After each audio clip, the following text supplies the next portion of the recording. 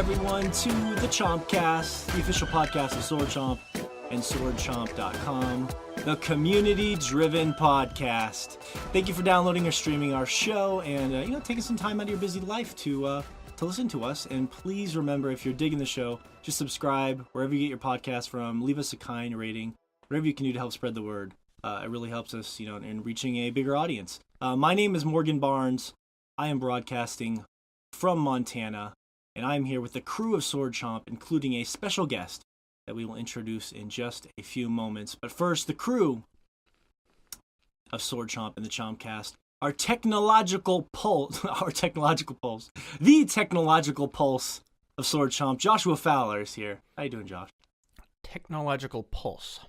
Does that make sense? You're the technological pulse that runs through our body. That works.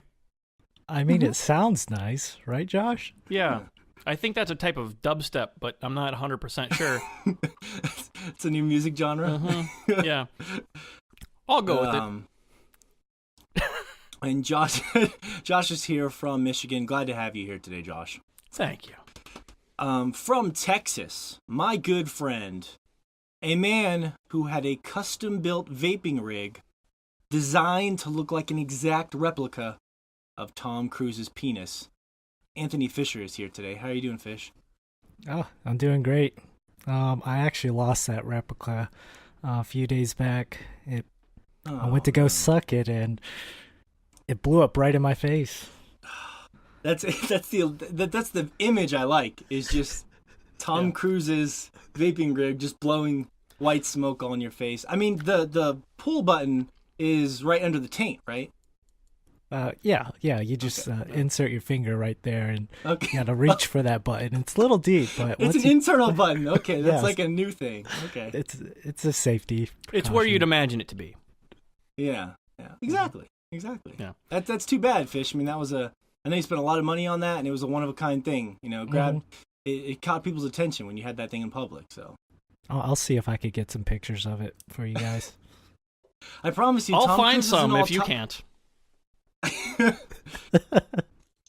Tom Cruise isn't all Top Gun and Minority Report, man. It's Scientology and fucking jumping on Oprah's couch and shit.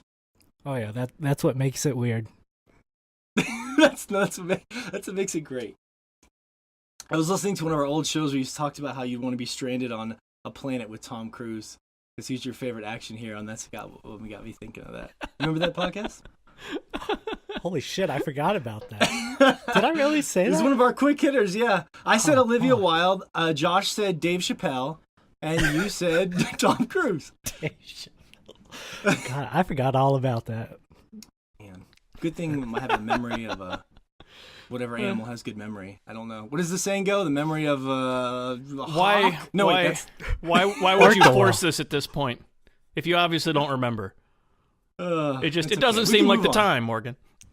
It's not the time isn't right. And of course, our special guest today that we are happy to have here from the Chompcast and the Sword Chomp community, our good friend Jackie Shock, aka Ectological. How are you doing, Jackie? Doing good, guys. What's going on? We are doing good. Hey. Yeah. I'm doing all right. I feel like podcasting. Go ahead. Yeah. Pop my podcast cherry, and I'm honored to be on the show. I feel like if you were gonna do like a Tom Cruise pipe or something like that, as soon as you try to hit it, a UFO would just beam you up and then take you somewhere. That's true. Conduct a bunch of fucking experiments on you. Yeah, I can neither confirm nor deny that. Yeah, Josh doesn't have any experience with that UFO at all. No. None. Just beam you up and drop you in a volcano. But he does have a new appreciation for rectal examinations. So I saw this. My girlfriend was watching. I don't know if exam is the word. Okay, then what's the word? If you're gonna take an exam from me, give me something better. Let's see. What's a good word for like storage, but on a industrial scale? Something. Along those lines. Anyway. Like a shipping container? Yeah, I was gonna say container. Of anus? I'm so lost here. A container of anus. I'm just seeing like a Sam's Club of anuses everywhere. Did your Bulk? Sam's not have that? No, we're not exactly buying that in bulk just yet. Okay. Yeah, I'm sure it'll get that way soon enough. But yeah, I was noticing, Jackie, from your Twitter that you were able to snag one of those SNES classics. Oh crap! Yeah, I got 2 of them. You got 2 of them. Mm-hmm. Wow. What? No way. How'd you get 2 of them? Well, I work part-time at GameStop, so we usually get our emails, and there's like, hey, these are about to drop. And then we checked online. Okay. It's like, sure enough. And then they weren't doing, at the time, online orders. You had to actually come into the store to get them, and I think that's the only reason why people were actually able to get them, because it literally shut the site down. Yeah. Ooh. Well, I noticed from your tweet you were pretty upset about it. You were excited that you got one, but you were just like, yeah, it's a pretty shitty situation overall. Just how Nintendo's handled this is just... Here's my thing. I agree with everyone being upset about it, 100%, but this happened with the NES Classic, too. I mean, you couldn't say we didn't see it coming, you know? Yeah, man. I love Nintendo, but like, seriously... Oh, man. I could go on for like an hour about what they're doing, how like just crappy it is. This is your chance. This is your soapbox. Tell the world. No, I'm not gonna like. Everyone's already said enough, but like, I just think that they're going about this whole. It's just like a public relations nightmare. Mm-hmm. The way they're like talking about it, the way they're handling distribution of the consoles, and then they're just not saying anything. It just, I don't know. They're like driving this demand, and they know that people will freak out and spend the money on them. But I don't understand why they can't just say, everyone, this is the first wave of them. We're going to get more.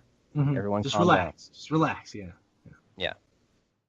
I'm just fascinated that everyone's so excited. Like, I think they look really cool, but like, people are like, there's a fervor about these things that I just... Yeah. It's like, it's insane. When I was still working at GameStop full-time, we would just get calls constantly about the SNES Classic, like constantly. People coming in asking about it. It's like, no, we don't. No, we don't know. No, we don't know. And then they just literally were like, hey, guys, we have an announcement in an hour. And then in an hour, it's like, hey, they're live. So it's I know people's first thing is to blame the stores, but it's like, it's not the stores, it's Nintendo. Oh, no. Yeah, definitely. I never blame the stores for that stuff. And the thing about when I tweeted that, I had like signed up for notifications everywhere. Target, GameStop, Amazon, Best Buy. And when they had distributed the SKUs out, they had changed the SKU. So when they got the SKUs in, no one got the emails. Yeah, it was a different SKU. Sneaky. So it was really. I just think it was underhanded and shady. Well, maybe it wasn't maybe it was just like the logistics of having. I don't know. I don't fucking know. Yeah, it sucks. It sucks. But I mean, I'm just more fascinated by how badly people want one of these damn things. Like, they look cool, but I mean, why? Why do people want it so badly? Well, I definitely wanted mine because it's got like some of my favorite SNES games of all time on it. So, and I don't like to pirate things personally. So like, it's cool to actually have this like little piece of nostalgia sitting there. You're trying to do it the right way. Nintendo won't fucking let you. That's the problem. Yeah. I was lucky enough where I had to work by myself on Father's Day last year. And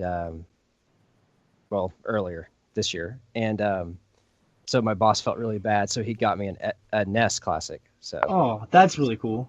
Yeah, I was able to get one of those, but I was talking to one of my other friends about it, and he was so like frustrated about the whole situation. He just got a Raspberry Pi and just emulated everything. So yeah.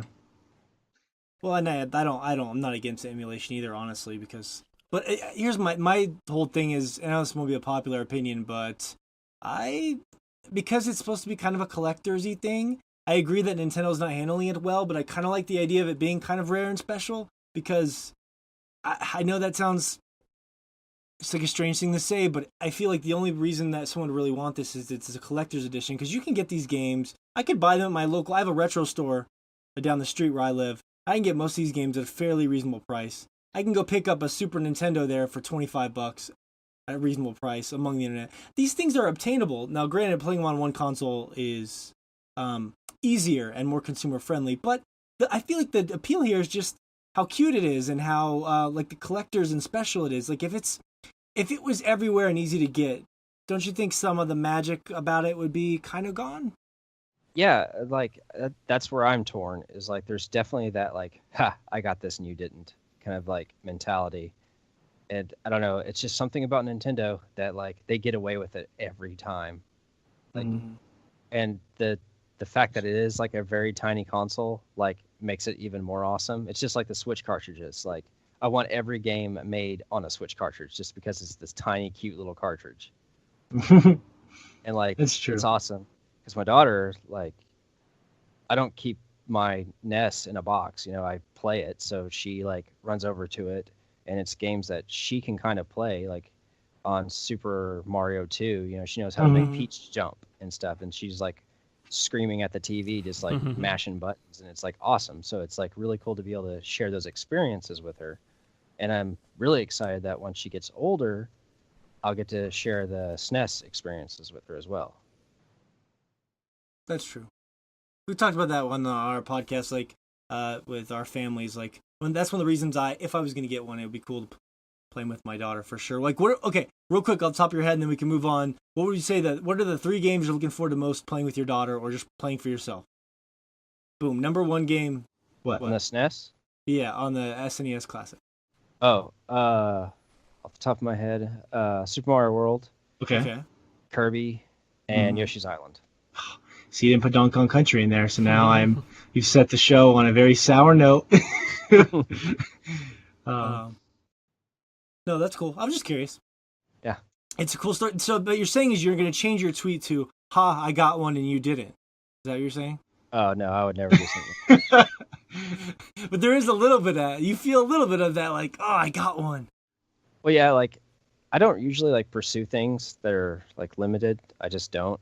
But I just happen to be able to, like... Fell into your lap. I wasn't at work, but my coworker was like, hey, these are going live. Do you want one? And I was just like, I need 2. He's like, I got you, man. Yeah. 2.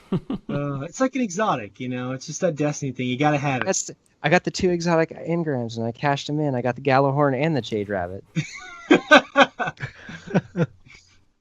Oh, it goes back to Destiny. But that's what there's something about the specialness that I think is cool. I do. Yeah. Me and Jackie were joking this week because I have a article later on them talking about, ironically, Black Widow Spider. And I don't know how we got talking about how our girlfriends both love listening to like murder podcasts and murder show. Yeah. It's not it's a common thing. But like when I used to work at a job, it was like a desk job that was predominantly women, and all the time people come up to me and be like, yeah, what are you listening to while you do your claims or whatever? And they'd all like 90% of the women there would be like murder shows, podcasts about serial killers. You know, that's freaking weird because my wife is into that as well. I guess I'm part of the majority. No, she watches a TV show, though. Speaking of murder, we have a really cool topic later on in the show about sort of our weird biological articles we've been talking about for fun in regards to a Black Widow spider and 2 weird spider stories that I want to talk to you guys about. We are also talking some good video games. We got Hellblade, Uncharted: The Lost Legacy, Fish finally got into some No Man's Sky, and of course, we have our topic of the show.